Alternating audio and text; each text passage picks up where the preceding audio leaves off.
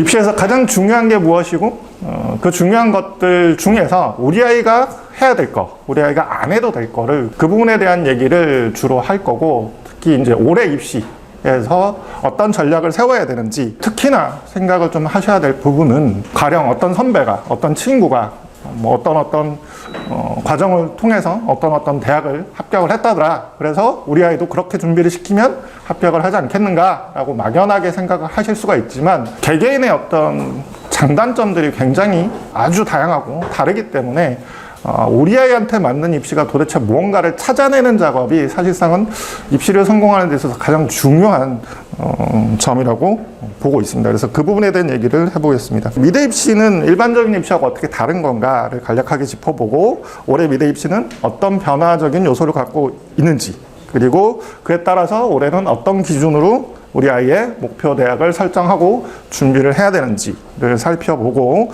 저희 학원만의 어떤 운영 방식이라든지 수업 방식을 설명을 드리고, 끝으로 합격 사례를 간단하게 소개시켜 드린 다음에 공통적인 질의응답을 한번 받는 순으로 진행을 해 드리겠습니다. 자, 일반적으로 제가 이제 입시반이 아닌 예비반 대상으로 이제 설명을 초두에 시작을 할 때는 미술하는 학생들에 대한 어떤 자부심을 좀 주로 얘기를 하거든요. 자, 뭐 대부분 이제 여기 계신 학부모님들께서는 이미 이제 미대 입시를 결정을 하셨기 때문에 그 부분에 대한 어떤 큰 걱정은 없으시겠지만, 여전히 걱정이 있다고 판단이 되는 건 의대 가면 좋겠죠. 판검사 되면 좋겠죠. 한데 모든 학생이 판검사가 될 수 있고 의사가 될 수 있다 그러면 세상이 오히려 좀 더 각박하지 않을까요? 그럼 다른 직업군은 없다는 거잖아요, 그렇죠? 그리고 또 하나, 그 점을 염두하시는 가장 근본적인 건, 보편적으로는 저는 이제 부모님 입장에서는 우리 아이가 조금 더 수월하게 편하게 돈을 많이 벌었으면 좋겠다라는 생각이신 거잖아요. 하지만 디자이너도 그에 못지않게끔 사회적으로 영향력이 큰 직업이며 돈도 그만큼 벌 수 있다 라는 개념을 보편적으로 설명을 드리는데, 오늘 제가 추가적으로 해드리고 싶은 말 중에 하나는, 최근 들어서 이제 AI에 대한 것들이 조금 많이 뉴스화되면서 과연 디자이너가 이 AI가 성장하는 시대에 살아남을 수 있는 직종인가 라는 의문들을 꽤나 많이 질문을 받거든요, 최근 들어서. 물론 저도 그 부분에 대한 어떤 굉장히 식견 있는 전문가는 아니긴 하지만, 제가 지금 형태에서 AI를 저도 이제 간간히 사용을 하다 보면 어떤 인상을 받냐면, AI는 결국은 본인 스스로 사고를 하는 수준은 아니다. 그냥 인간이 어떤 명령어를 던지느냐에 따라서 기존에 있는 데이터들을 재취합해서 재생산을 하는 정도의 수준이다. 그렇다면 디자이너는 창의적인 업무를 하는 사람 중에 대표적으로 손꼽히는 사람들이거든요. 그 영역을 과연 AI가 침범할 수 있겠는가? 그래서 아직까지는 뭐 AI에 대한 거에 따른 디자이너가 설 길이 없다? 이런 정도까지는 아직은 아닌 것 같습니다. 그리고 반대로 AI가 만약에 굉장히 발달이 된다라고 하면 디자이너가 해야 될 가장 근본적인 업무는 그 AI를 컨트롤하는 거죠. 명령어를 어떻게 내리느냐에 따라서 결과값이 달라질 거기 때문에 인간은 그 위의 개념에서 존재를 해야 된다. 우리가 대학을 가는 게 지금 우리의 아이들한테 최고의 목표는 아니거든요. 그냥 아이들이 앞으로 사는 과정에서 지나가는 하나의 과정일 뿐이라고 봅니다. 그렇다면 그냥 본인이 관심도 없는 영역을 학습을 한다? 과연 즐거울까요? 미대를 간다고 해서 모두 다 디자이너가 되는 것도 아니며 반드시 디자이너가 돼야 되는 것도 아닙니다. 그래서 미술은 생각보다 굉장히 다양한 방면하고 연결이 돼 있어서 직종 또한 너무 지금부터 디자이너로 단정 지으면서 생각할 필요는 없다. 그거는 이제 대학 가서 본인이 공부를 해보면서 충분히 다양한 진로를 선택할 수 있는 그런 분야이기 때문에 미대는 취업이 제한적이고 뭐 이런 것들에 대한 걱정은 지금부터 하실 필요는 크게 없다라고 말씀을 드리고 싶습니다. 자, 그 다음부터는 이제 미대 입시가 일반적인 입시하고 어떻게 다른지에 대해서 큰 틀을 한번 보시겠는데요. 이제 보시는 도표는 이제 작년에 이제 나온 통계입니다. 작년에 모집 인원 정리해 놓은 사례이고요. 그 다음에 오른쪽에 있는 지도는 전국에 이제 미대를 포함하고 있는 대학교의 어떤 수를 표기를 한 겁니다. 그래서 보시면 전반적으로는 이제 왼쪽에 어두운 쪽이 수시 모집 인원이고, 오른쪽 옅은 네모칸이 정시, 그리고 그 오른쪽에 파란색 숫자가 그걸 합친 전체 모집 인원입니다. 그래서 보시면 전국적으로는 그래도 아직 67.8%로 수시 모집이 훨씬 많습니다. 하지만 그 그래프 도표를 읽어보시면 서울권부터 지방권으로 내려가면서 수시 비중이 굉장히 높아지는 걸 확인하실 수가 있어요. 반대로 서울, 경기권 같은 경우에는 특히나 서울 같은 경우에는 오히려 수시보다는 정시의 모집 인원이 훨씬 더 많은 것을 확인하실 수가 있습니다. 그래서 이런 특징이 나오는 가장 근본적인 이유는 뭐냐면 지방대학 같은 경우에 특히 예체능 계열에서는 학생들이 지방에서 머무르고 싶어 하지 않습니다. 그러다 보니까 수시에 합격을 하고 싶지가 않거든요. 어떻게든 정시로 끌고 오든 간에 서울권으로 학교를 오고 싶어 합니다. 그런 측면에서 지방에 있는 대학들은 그러면 어떤 전략을 내세워야지 본인들이 학생을 확보할 수 있을까? 반대로 생각하겠죠. 수시 모집에서 최대한 이 학생들을 합격을 시켜서 붙잡아 놔야지 자기네들 학생을 확보할 수 있기 때문에 수시 전형을 주로 쓰게 되는 경향을 보여주고 있습니다. 그러다 보니까 어떤 현상이 자연스럽게 나올 수밖에 없냐면 수도권으로 편중이 되는 현상이 자연스럽게 발생을 할 수밖에 없어요. 즉 편중 현상은 뭐를 기인을 시키냐면 경쟁률 상승을 부추기게 되겠죠. 그래서 지금 보시는 건 전년도 지역별 경쟁률을 정리를 해봤고 역시나 짙은 막대는 수시 지원 그리고 옅은 막대는 정시 지원의 경쟁률입니다. 그리고 맨 끝에 보시면 그 경쟁률을 디자인하고 공예 계열만 따로 추렸을 때 값을 다시 정리를 해봤습니다. 그래서 보시면 막대 그래프가 당연히 제일 높게 찍혀 있는 게 좀 전에 말씀드린 서울권으로서의 편중 현상을 보여주는 지표가 되겠죠. 그래서 특히 수시 모집에서 굉장히 높은 경쟁률을 보여주고 있는데 이 경쟁률을 그냥 이 표만 봤을 때는 아 그런가 보다라고 이해하실 수는 있지만 일반적인 인문계하고 자연계하고 비교해 보면 이건 정말 터무니없는 숫자입니다. 일반적인 인문 자연은 보편적으로 경쟁률이 높아도 4대1, 5대1 정도가 평균적입니다. 그리고 정시 모집으로 넘어가면 보통 2대1, 3대1 정도가 보편적이죠.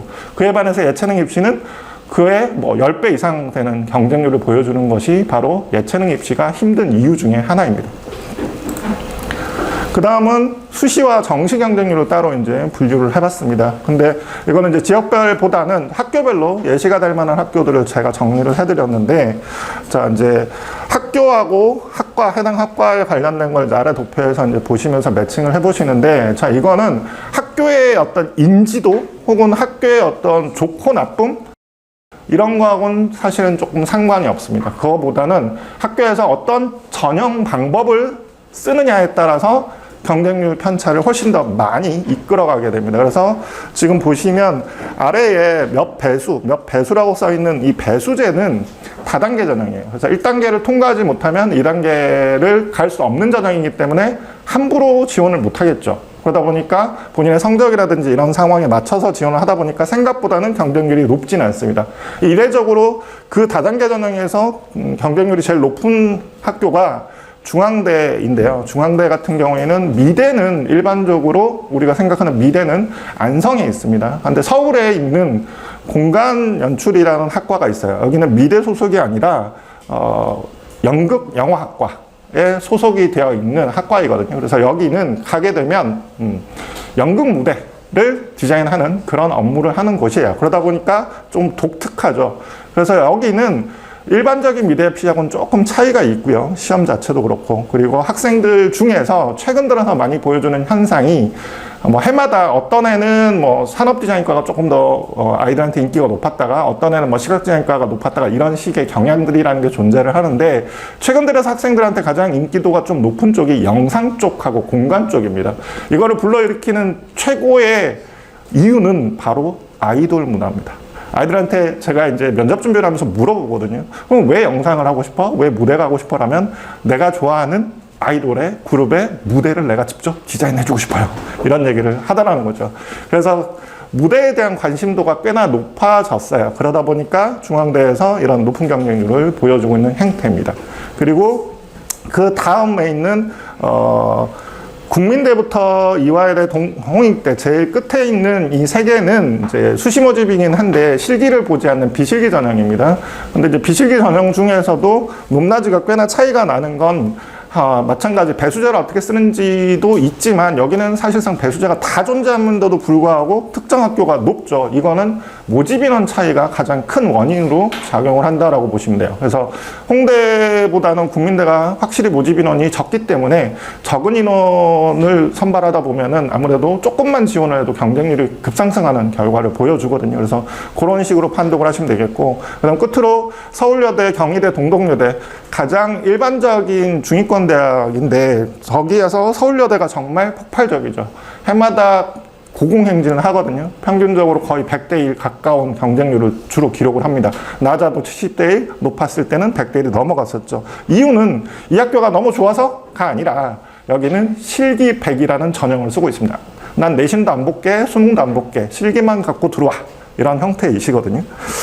그 다음은 정시 경쟁률을 간단하게 살펴보시면 마찬가지로 이제 학교별로 정리가 되어 있고, 마찬가지 배수가 써 있는 데는 보편적으로 1단계에서 수능 성적으로 통과자를 가려낸 다음에 2단계에서 실기시험을 보기 때문에 함부로 지원을 못 하겠죠. 근데 이제 정시는 수시보다는 조금 쉽게 판독할 수 있는 게 상위권 대학일수록 경쟁률이 낮다라고 보시면 돼요. 이유는 상위권 대학을 지원을 하기 위해서는 상위권 대학 지원할 수 있는 수준의 성적이 필요하겠죠.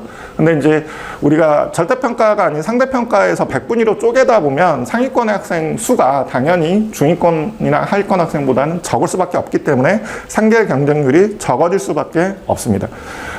지금 이제 매년 정시 모집에서 최근 3년째 제일 높은 경쟁률을 보여주고 있는 학교가 맨 오른쪽에 있는 인하대 의료학과입니다.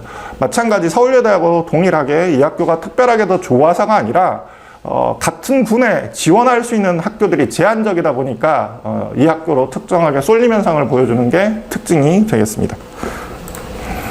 자, 그 다음 이제 입시가 힘들어지는 것, 이거는 미래 입시뿐만은 아닌 얘기입니다. 자, 우리가 이제 예를 들어서 운전면허를 따시러 가면 뭐 2종이냐 1종이냐 뭐 보통이냐에 따라서 이제 점수라는 게 있잖아요. 커트라인 점수. 그 커트라인 점수만 통과하면 합격. 이게 절대평가죠. 한데 입시는 그런 절대평가 방법을 쓰질 않습니다. 상대평가죠. 전체 인원 중에 내가 몇 등이냐가 중요하다는 거죠. 그래서 내가 예를 들어서 90점을 받았는데 상대방이 95점을 받았습니다. 그러면 내가 지는 겁니다. 떨어지는 겁니다. 반대로 내가 85점을 받았는데 상대방들이 다 80점을 받았어요. 그러면 내가 합격하는 겁니다. 이게 상대평가의 큰 특징이죠. 그래서 상대평가를 잘 이해하시려면 내 경쟁자를 예측을 하는 게 굉장히 중요해요. 그냥 내가 쓰고 싶은 학교를 쓴다고 해서 무조건 붙는다, 묻는다를 쉽게 판단할 수 없듯이 반대로 상대가 어떨지를 파악을 다 하고 나면 오히려 쉽게 내가 붙을지 안 붙을지 예측하기가 쉬워진다는 거죠. 자, 그 다음은 이제 전형에 관련된 얘기를 조금 해드릴 텐데요. 대표적으로 이제 많이 간추려지기는 했으나 지금도 굉장히 전형이 좀 다양합니다. 아직까지도. 그리고 학교마다 전형 뭐 요소, 방법 굉장히 다채롭기 때문에 공부할 게 그만큼 많아지고 복잡해진다라는 인식을 가지실 수밖에 없어요. 그래서 이제 큰 틀에서 묶어봤습니다. 수시 전형에서 대표적으로 보여주는 전형들 6가지입니다. 첫 번째는 이제 실기 전형인데요. 말씀드린 대로 실기시험을 보는 전형이에요. 그래서 위에 있는 2개 전형은 실기시험을 포함하는 전형입니다. 단 이 2가지로 나눴을 때 하나는 실기 다단계 전형이라고 해서 1단계에서 내신 성적 혹은 학생부를 가지고 통과자를 가려낸 다음에 합격 통과한 학생들만 2단계 실기시험을 볼 수 있는 그런 전형입니다. 그 다음 두 번째 전형은 일괄 전형이라고 해서 방금처럼 다단계로 구분하지 않고 그냥 내신 점수랑 실기 점수를 합산해서 바로 합격자를 가려내는 방식이에요. 그리고 특기자 전형이라는 전형은 실기시험을 따로 보는 경우는 주로 없으나 보편적으로는 이제 자격 조건이라는 게 있습니다. 이제 대표적인 학교가 국민대인데 전국 규모의 실기 대회에서 상위권에 입상한 학생들이 이 전형을 쓸 수가 있는 그런 형태로 만들어져 있어요. 그리고 그 다음 이제 세 개 전형은 비실기 전형이죠. 실기 시험이 없는 전형이라고 보시면 됩니다. 그래서 가장 이제 사실은 미대하고 가장 관계가 없는 게 이제 논술 전형인데, 논술 전형으로 미대에서 직접 선발하는 경우는 딱 2학교밖에 없습니다. 홍익대 예술학과와 동덕여대 큐레이터 학과 이외에는 미대에서 선발하는 게 아니라 홍대 캠퍼스 자율전공처럼 자율전공을 통해서 입학을 해서 나중에 미대를 전공할 수 있는 이런 방법을 선택하는 방법이죠. 근데 이 논술 전형 또한 경쟁률을 나중에 혹시 보실 일이 있으시면 살펴보시면 미대 못지않게끔 굉장히 치열합니다. 보통 이 논술 전형 또한 뭐 논술 100 이런 학교도 있고요. 내신 반영 비율이 적은 학교도 있기 때문에 여기도 마치 나도 저 주인공이 될 수 있다라고 생각을 하고 몰려드는 그런 전형입니다. 그리고 나머지 두 개는 이제 학생부를 보는 전형이거든요. 학생부 중에서도 우리가 흔히 얘기하시는 내신이라는 표현하고 동등한 건 교과라고 보시면 돼요. 즉 학생부 교과 전형 같은 경우에는 내신 성적만 가지고 우리는 합격자를 찾겠습니다라는 방식이거든요. 단 보편적으로는 이때 수학을 포함해서 내신 산출을 하시는 경우가 대부분이고, 또 하나는 수능 최저 등급 조건이 붙는 경우가 많습니다. 그리고 그 다음 이 비실기 전형 중에서 가장 많은 학생들을 선발하는 학생부 위주 전형 중에 학생부 종합 전형. 이거는 내신 성적만 보시는 게 아니라 비교과 활동이라든지 이런 것들을 다 학생부 서류를 통해서 검토를 하신 다음에 면접을 포함하는 학교들도 꽤나 있고요. 그 다음 수능 최저 등급을 역시 포함하는 학교들도 일부 있습니다. 자, 정시 전형은 수시보다는 조금은 더 간단합니다. 큰 틀에서는 역시 실기, 비실기로 이제 나눠서 설명을 드리는데, 위에 있는 두 개는 역시 실기 전형이고 아래 두 개는 비실기 전형입니다. 자, 실기 전형 같은 경우에 똑같이 정시에서도 다단계라는 게 있는데, 이때는 이제 학생부를 반영하는 대학은 거의 없다고 보시면 되고, 수능 성적을 가지고 1단계 통과자를 가려낸 다음에 2단계에서 실기 시험을 보는 그런 방식을 쓰고 있습니다. 그리고 일괄 전형 역시 이렇게 다단계로 선발하지 않고 수능 성적이랑 실기 성적을 합산해서 선발하는 방식을 쓰는 제도입니다. 그리고 이제 비실기 전형은 대부분 이제 복잡하지 않습니다. 정시에서는 그냥 수능 성적 혹은 수능 플러스 내신 성적, 즉 성적만 가지고 역시 선발하는 제도인데, 마찬가지로 보편적으로 많은 경우 수학을 필수로 반영을 하는 경우가 대부분입니다. 그리고 학생부 종합 전형을 좀 전에 수시 모집에서 보셨는데, 정시 모집에서도 뽑는 대학이 유일하게 딱 한 군데가 있습니다. 그게 바로 홍익대죠. 홍익대를 제외한 모든 학교는 정시 모집에서는 학생부 자체를 거의 안 본다라고 보셔도 무방합니다. 자, 이제 수시 모집과 정시 모집의 이제 큰 전형 틀을 이해하셨다면, 이제 지원하는 방법에서의 차이는 이제 물론 다 알고 계시리라고 믿습니다만 간단하게 설명을 드리면, 수시는 대학 상관없습니다. 군 따로 없죠. 그래서 그냥 하나를 선택하는 게 내 마음대로 사실 거의 선택을 할 수 있거든요. 그래서 최대 6개를 선택할 수 있습니다. 물론 4년대 기준입니다. 전문대는 여기에 포함되지 않습니다. 전문대는 수백 개를 써도 된다는 거죠. 그래서 정규 4년대 안에서 6개를 쓸 수 있는데, 이때 중요한 건 학교에 한 학교를 쓸 수 있다, 한 학교에 한 전형만 쓸 수 있다가 아니라 보통은 전형별로 하나를 쓸 수 있다. 즉 예를 들어서 홍익대 같은 경우에 논술로도 볼 수 있고 학생부 종합전형, 교과전형 세 가지를 내가 다 지원할 수 있다는 거죠. 전형 자체가 다르면. 단 동일한 전형에서는 다른 과를 지원할 수는 보통 없습니다. 예를 들어서 미술 우수자 전형을 가지고 나는 세종 캠퍼스도 쓰고 서울 캠퍼스도 쓸 거야. 이게 불가능합니다. 전형별로 하나를 쓸 수 있기 때문에 한 전형이 아닌 여러 개 전형을 갖고 있는 학교라면 한 학교에 여러 번 지원할 수도 있습니다. 그래서 학교라고 판단하지 마시고 전형이라고 보시는 게 가장 정확합니다. 단 정시 모집은 좀 다르죠. 정시 모집은 가나다군을 나눠놓고 그 군에 포함된 학교들이 존재를 합니다. 그리고 각 군에서는 한 번씩밖에 쓸 수가 없죠. 그래서 이거는 전형 구분 없습니다. 한 학교에 여러 전형이 있다고 해도 하나밖에는 선택이 못하죠. 그래서 이거는 군별로 하나밖에는 못 쓴다. 이렇게 이해하시면 되겠습니다. 그 다음에 이제 좀 전에 보여드렸던 큰 묶음의 기준에서 좀 더 구체적인 사례를 이제 설명을 드릴게요. 대표적인 이제 수시 모집 학교부터 살펴보시는데, 실기 다단계 전형의 대표 학교인 서울과기대. 대표 학교라고 얘기하는 거는 이 전형을 모든 학교에서 선발하진 않습니다. 모든 대학이 이 모든 전형들을 다 가지고 있지 않다는 거죠. 그래서 이 전형으로 선발하는 학교 중에 제일 상위권 대학이라고 보시면 되겠습니다. 그래서 서울과기대 같은 경우에는 1단계에서 학생부 교과, 국어, 영어, 사회 과목, 여기에 사회에는 한국사가 포함이 되어 있습니다. 그 내신 성적을 가지고 1단계 통과자를 가려낸 다음에 2단계에서는 앞에 있는 내신 성적 자체가 리셋됩니다. 없어지는 거죠.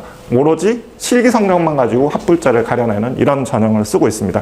그 다음 실기 일괄 전형. 실기 유별 전형이 실질적으로는 수시 모집에서 가장 많고 가장 많은 인원을 선발을 합니다. 그래서 학생부 교과 성적하고 실기 성적을 합산해서 선발을 하고 있습니다. 대표적인 학교 동덕여대이고요. 프로테이지는 20%랑 실기 80% 이렇게 비중도를 두고 있습니다. 그리고 학생부 종합전형의 대표 학교인 홍익대 서울 캠퍼스는 가장 많은 인원을 학생부 종합전형으로 선발을 한다라고 보셔도 되고, 반대로 전체 인원을 실기시험 없이 선발하는 대학이기도 합니다. 단 여기서 이제 오해하지 마셔야 될 건 실기시험을 아예 안 보는 대학은 아니에요. 면접 때 실기시험하고 유사한 형태를 점검을 하시기 때문에. 그래서 이 학교는 이제 마찬가지 다단계 방식을 쓰고 있는데, 1단계에서 학생부 성적이랑 그다음에 서류 성적, 이 서류에는 미술활동 보고서하고 학생부를 포함해서 판단을 하시고요. 그다음 이걸 통과한 3배수 학생들은 2단계에서 1단계에서 받았던 교과 성적은 삭제가 됩니다. 내신 성적 없이 1단계에서 받았던 서류 성적하고 면접 성적을 가지고 최종 합격자를 가려내는 방식을 쓰고 있어요. 그리고 내신만 가지고 학생을 선발하는 학생부 교과 전형은 생각보다 미대는 많지는 않습니다. 자율전공이라든지 가령 미대하고는 약간 동떨어져 있지만 의류학과라든지 이런 쪽에는 조금 모집을 하는 대학들이 좀 있는데, 미대, 우리가 흔히 알고 있는 디자인과를 갖고 있는 미대에서 선발하는 사례는 많지는 않습니다. 그래서 그 대표적인 학교 경희대 국제 캠퍼스입니다. 경희대는 보시다시피 이제 학생부 100, 즉 내신 성적만 가지고 선발을 하죠. 하지만 이제 명수가 원체 적다 보니까 여기도 성적이 꽤나 높아야지만 지원이 가능합니다. 그다음 끝으로 이제 특기자 전형, 이제 엊그제 18일부터인가요? 아니, 16일부터 국민대가 실기대회를 접수를 시작을 했습니다. 그래서 이제 이 실기대회에서 대상부터 특선까지를 받게 되면, 수상을 하게 되면, 이 전형에 지원할 수 있는 자격이 주어져요. 그래서 1단계에서는 그 수상 실적을 가지고 통과자를 가려낸 다음에 2단계에서는 그 성적하고 그 다음에 내신 성적하고 면접 성적을 가지고 최종 합격자를 가려냅니다. 일정 이상의 수상자, 대상부터 동상까지였던 걸 기억을 하는데, 은상인가? 그 상위권 수상자는 만약에 이 전형으로 합격을 하게 되면 학교에서 장학금이 주어지는 그런 좋은 제도이죠. 그다음 정시의 사례를 살펴보시겠습니다. 정시에서 역시 실기 다단계 전형은 대표적으로 이제 두 개로 좀 쪼개봤는데, 좀 전형 방법이 조금 달라서, 대표적으로는 서울대 같은 방식을 써요. 1단계에서는 수능 성적만 가지고 통과자를 가려내고, 2단계에서는 수능 성적이랑 실기 성적을 합산해서, 물론 이제 서울대는 여기에 면접도 포함이 되어 있습니다. 국민대는 이제 올해부터 조금 바뀌었죠. 원래는 이제 내신 성적하고 수능 성적, 즉 서울대처럼 성적만 가지고 1단계 통과자를 가려냈었는데, 올해부터는 내신 성적이 빠지면서 1단계에서 아예 수능하고 실기 성적을 합산해서 통과자를 먼저 가려내는 방식입니다. 그리고 2단계에서는 1단계 성적하고 면접을 가지고 최종 합격자를 선발을 하고 있습니다. 자, 이거는 주로 이제 상위권 대학에서 쓰는 방법이고요. 대부분의 이제 중하위권 학교들은 두 번째 전형인 실기 위주 전형을 가지고 선발을 하는데, 다단계 전형이 아니다 보니까 수능 성적하고 실기 성적을 합산해서 주로 선발을 합니다. 대표적으로 비중도는 이렇습니다. 주로 이제 중상위권 대학들 중에서 일부는 수능을 60%, 실기를 40%로 가져가는 학교하고, 반대로 수능을 40%, 실기를 좀 더 많이 가져가는 학교가 대표적이고, 하위권으로 가면 갈수록 실기 반영 비율이 상대적으로 높아집니다. 그래서 20대 80, 이런 식, 혹은 실기 100 이런 대학도 존재는 합니다. 그리고 학생부 종합전형, 앞서 말씀드린 것처럼 홍익대가 유일하죠. 그래서 역시나 정시임에도 불구하고 미술활동 보고서를 제출해야 되는 그런 형태를 띠고 있어요. 그리고 끝으로 수능 성적만 가지고 합격자를 가려내는 많은 대학 중에서 미대에서 직접 선발하는 경우는 생각보다는 많지는 않습니다. 보통은 이제 자율전공 제도가 작년부터 확산되면서 이 제도를 통해서 미대의 전공을 나중에 선택할 수 있는 그런 유형은 많이 있지만, 미대에서 직접적으로 수능 100만 가지고 선발하는 경우는 흔치 않고 모집 인원도 굉장히 적은 특징이 있습니다. 그렇기 때문에 상대적으로 성적이 굉장히 높아야지 된다는 점이 있죠.